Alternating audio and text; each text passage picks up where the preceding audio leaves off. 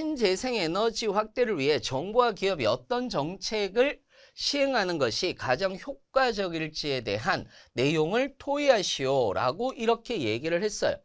그렇다면 토의인 거잖아요. 이거를 토론으로 바꾼다면 지금 현재 신재생에너지에 대한 지원금 및 보조금 정책을 더 늘리는 것이 맞느냐, 아니면은 기업의 자율적인 의사를 가지고 가는 것이 맞느냐 라고 이렇게 얘기를 해줄 수도 있는 거고요. 아니면 어떤 재생에너지 의무할당제처럼 어떤 의무라든지 제재라든지 이런 것들을 통해서 신재생에너지를 확대하는 것이 맞는지 자신의 입장에 대해서 이야기를 해볼 수도 있다라는 겁니다.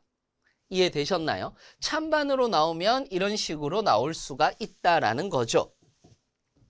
자, 신재생에너지 확대라고 이렇게 얘기를 했을 때에 신재생에너지 지원금에 대한 보조금 정책 같은 경우는 정부가 신에너지의 프로젝트 보조금을 지급하는 방식인데, 독일 같은 경우가 풍력이라든지 태양광 에너지 확대라든지 이런 쪽에서 세금 혜택을 제공한 대표적인 사례도 있습니다.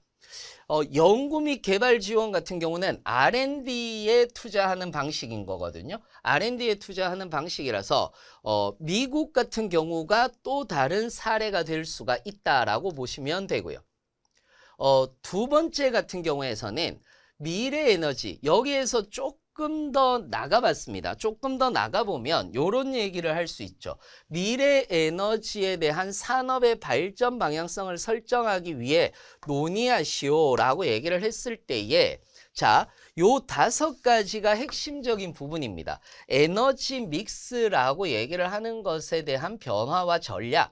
그러니까 다시 얘기하자면 이런 거죠. 우리가 지금 완전히 100% 완전한 100%의 전환일 것이냐, 아니면 계속해서 에너지 믹스를 해가면서 점진적인 전환을 해야 할 것이냐에 대한 문제로 이야기를 할 수가 있을 거예요. 예를 들어서 완전한 100%에 대한 에너지 전환이 필요하다라고 얘기를 하는 쪽은 오히려 기후가 미쳤습니다 막 이런 식으로 얘기를 하는 것보다는 좀 더 경제적으로 국제적으로 이야기를 하는 것이 훨씬 더 효과적입니다. 예를 들어서 RE100이라든지 이런 것들, 그러니까 2025년에 바로 도입되고 있는 대부분의 것들, 즉 탄소 국경세라든지 이런 것들을 얘기를 하면서 경제라든지 경제와 환경은 이제 뭐 한다? 분리될 수 없다. 그렇기 때문에 완전한 100% 전환이 필요하다라고 이렇게 얘기를 해줘야 되는 부분들도 있을 수 있어요. 자, 점진적 전환이다라고 얘기를 했을 때에 여기에서 이제 중요한 부분 중에 하나는 뭐냐 하면은 국내 상황, 즉 국내 상황이라든지 상황과 즉 국내에서 100% 에너지를 전환을 하는 것 자체가 지금 현재 블랙아웃이라든지 이런 것들이 나타날 우려가 있고, 여기에 대해서 전력 요금이라든지 이런 것들에 대한 것이 올라갈 수 있는 문제점이 있다. 그러니까 여기에서 이제 중요한 게 이거예요. 완전한 100% 전환은 물론 점진적 전환을 했을 때에 이 부분은 동의를 하지만 여기에서 이 문제점이 있다라고 해서 지금 현재 외부 환경에 대응하기 위해서 우리는 어느 정도의 감수를 해야 된다라는 조건.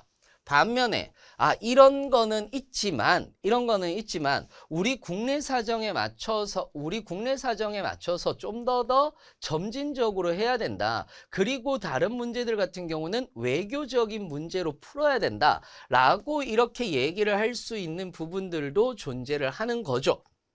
그래서 이런 부분들도 찬반으로 지금 현재는 갈 수가 있어요. 여기에서의 논거 자체가 소위 말하는 에너지 산업 트렌드라든지 또는 이 네 가지에 대한 얘기, 즉 에너지 기술 연구 및 개발이라든지 디지털 전환이라든지 그 다음에 소비 모델이라든지 변화와 대응이라든지 이런 것들이 뭐가 될 수 있습니까? 논거가 될 수 있겠다라고 이렇게 생각을 할 수가 있을 겁니다. 에너지 산업 트렌드 같은 경우는 유럽연합은 여러 탄소 포집 및 저장 프로젝트를 지원하고 있고 2024년까지 40개의 CCS, 이게 뭐냐면은 탄소 포집 기술이에요. 그 기술 프로젝트를 운영할 계획이다라고 이렇게 이야기를 하고 있습니다. 그래서 유럽이라든지 미국이라든지 이런 쪽에서도 계속해서 탄소 배출을 줄이기 위한 이런 노력들을 계속해서 하고 있다라고 이렇게 이야기를 한다라는 거죠.